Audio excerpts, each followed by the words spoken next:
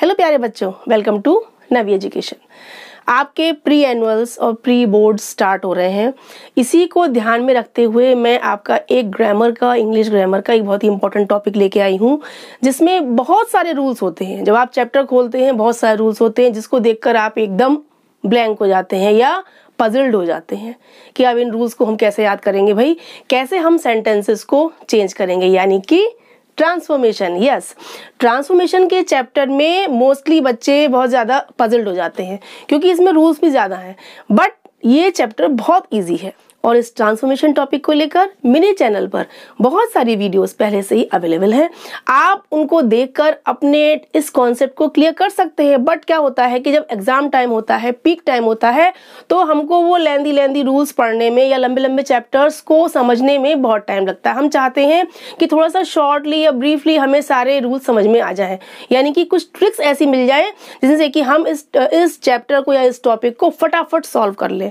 ठीक है, उसी बात को ध्यान रखते हुए आज मैं ट्रांसफॉर्मेशन की बहुत ही सिंपल ट्रिक्स लेके आई हूं। और ये ट्रिक्स क्या है, उन्हीं रूल्स को शॉर्टकट मेथड से मैंने ट्रिक्स बनाई हैं, जिससे कि क्या होगा, आप सेंटेंस पढ़ेंगे, सेंटेंस को सॉल्व करेंगे तो आपको वो रूल्स समझ में भी आ जाएंगे और बहुत ही कम टाइम लगेगा। इसलिए चलिए आइए इस ट्रांसफॉर्मेशन टॉपिक की ट्रिक्स को फटाफट समझते हैं।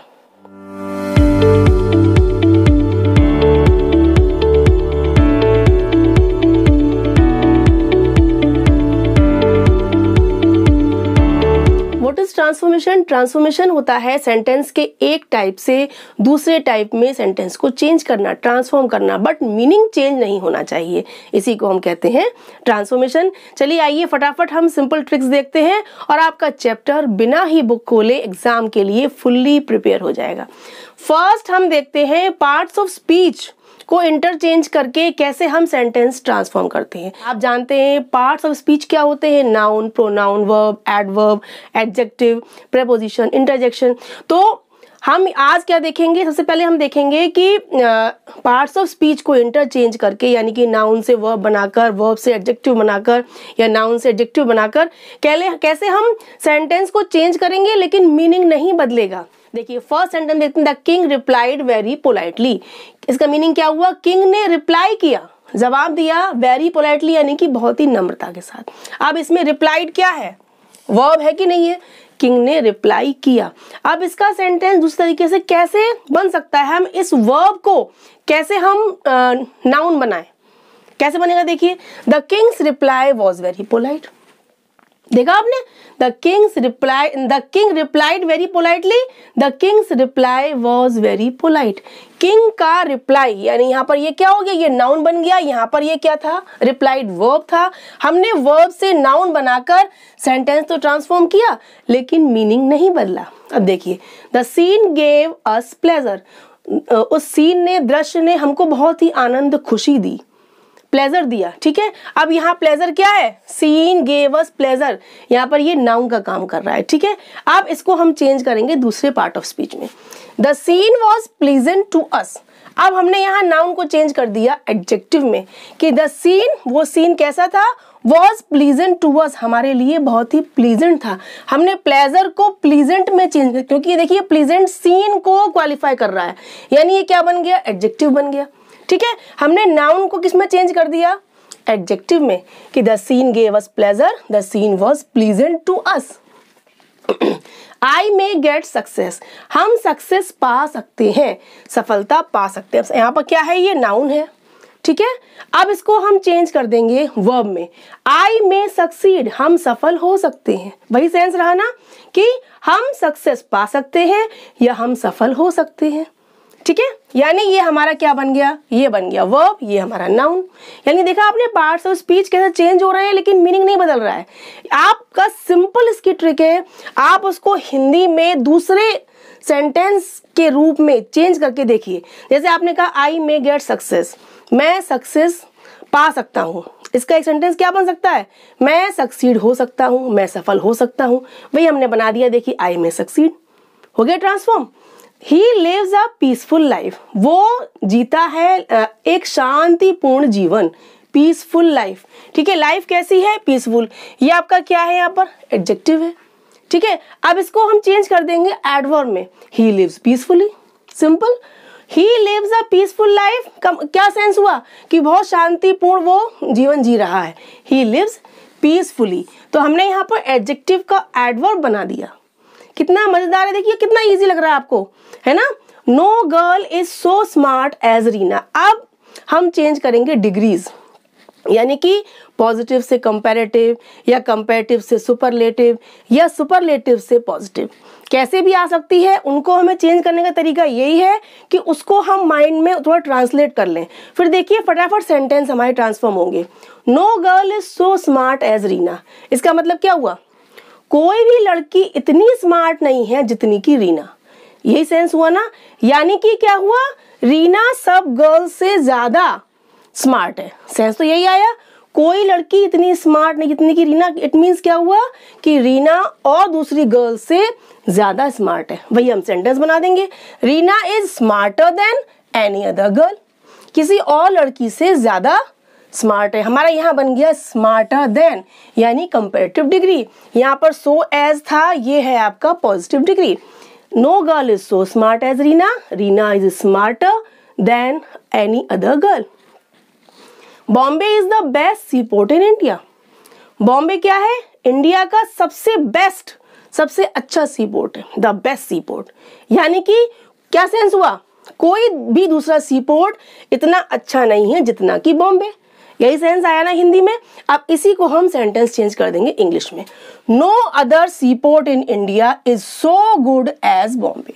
अब ये हमारा द बेस्ट क्या था, सुपरलेटिव डिग्री, है ना, कि बॉम्बे क्या है, द बेस्ट सी पोर्ट है, सबसे अच्छा।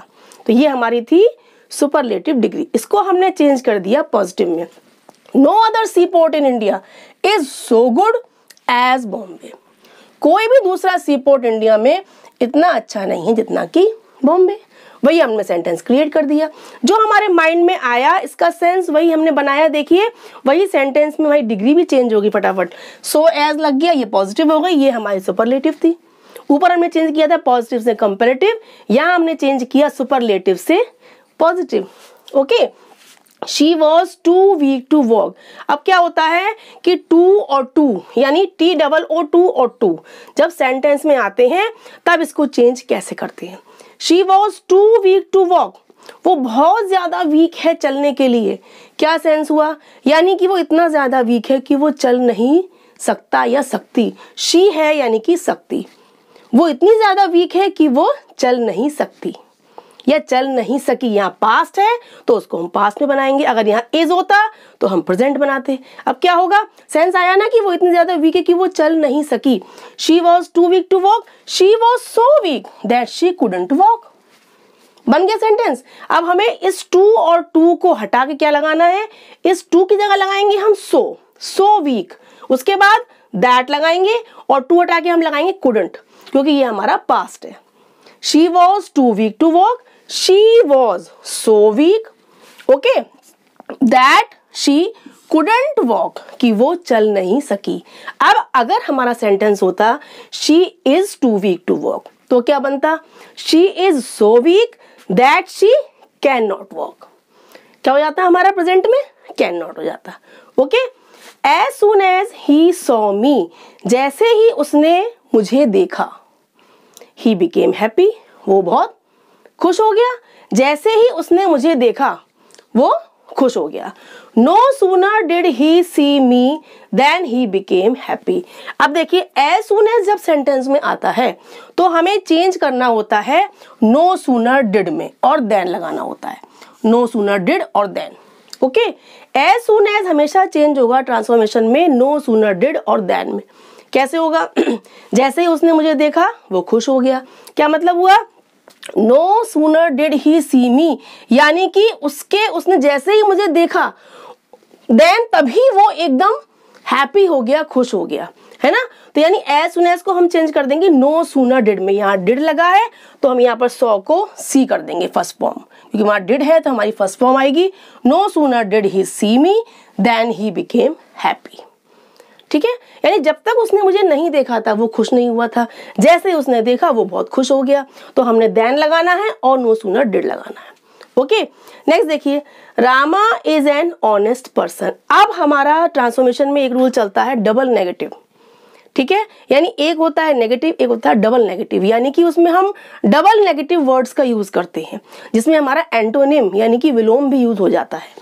देखिए, Rama is an honest person, Rama क्या है, एक बहुत ही ईमानदार व्यक्ति, यानी कि क्या मतलब हुआ, रामा एक बेईमान व्यक्ति नहीं है। यही सेंस तो आया हिंदी में। अगर रामा ईमानदार है, इसका मतलब रामा एक बेईमान व्यक्ति नहीं है। वही हम सेंटेंस बनाएंगे, हमारा डबल नेगेटिव बन जाएगा, Rama is not a dishonest person. Honest का अपोजिट डिसऑनेस्ट भी आ गया और यहाँ नॉट भी लग गया, यानी कि हमारा डबल नेगेटिव हो गया कि नहीं हो गया, नॉट और डिसऑनेस्ट। ये हमारा नेगेटिव में आ रहा है, नॉट भी हमारा क्या है नेगेटिव, तो नॉट और डिसऑनेस्ट दो आ गया, यानी double negative. Rama is an honest person, Rama is not a dishonest person. He finished everything, he finished everything, क्या मतलब हुआ इसका, कि उसने सब कुछ फिनिश कंप्लीट कर दिया है, पूरा कर दिया, यानी कि उसने कोई भी चीज अनफिनिश्ड नहीं छोड़ी है। यही इसका सेंस हुआ सेंटेंस का, उसने सब कुछ फिनिश कर दिया है, यानी कि उसने कोई भी चीज अनफिनिश्ड अपूर्ण नहीं छोड़ी है। ही लेफ्ट नथिंग अनफिनिश्ड, देखा आपने, ही फिनिश्ड एवरीथिंग, हमने क्या बनाया, ही लेफ्ट नथिंग, उसने कुछ नहीं छोड़ा है अनफिनिश्ड, यानी उसने सब कुछ फिनिश कर दिया है। देखिए, नथिंग अनफिनिश्ड यानी double negative. Okay, she did not learn her lesson. अब देखिए, अब हमारा क्या होता है ट्रांसफॉर्मेशन में, एक रूल चलता है कि नेगेटिव टू एफर्मेटिव या फिर एफर्मेटिव टू इंटरोगेटिव या फिर एक्सक्लेमेटरी, किसी भी टाइप में, सेंटेंस के टाइप में भी चेंज करने के लिए आता है। अब देखिए, she did not learn her lesson, उसने अपना लेसन नहीं याद किया। अब डिड नॉट लर्न क्या है, सेंटेंस हमारा नेगेटिव है। अब इसको हमें चेंज करना है एफर्मेटिव में, कैसे करेंगे, she did not learn her lesson, she failed to learn her lesson, वो लेसन को लर्न करने में फेल हो गई, चूक गई, उसने लेसन को लर्न नहीं किया। सेंस वही आया, देखिए जो सेंस इसका है वही इसका है, लेकिन यहाँ पर नॉट लगने से नेगेटिव है, लेकिन ये हमारा हो गया एफर्मेटिव, ये नेगेटिव ये एफर्मेटिव। नेक्स्ट है, how can we forget Gandhi ji, कैसे हम गांधी जी को भूल सकते हैं। ये हमारा सेंटेंस कैसा है, इंटेरोगेटिव क्वेश्चन सेंटेंस।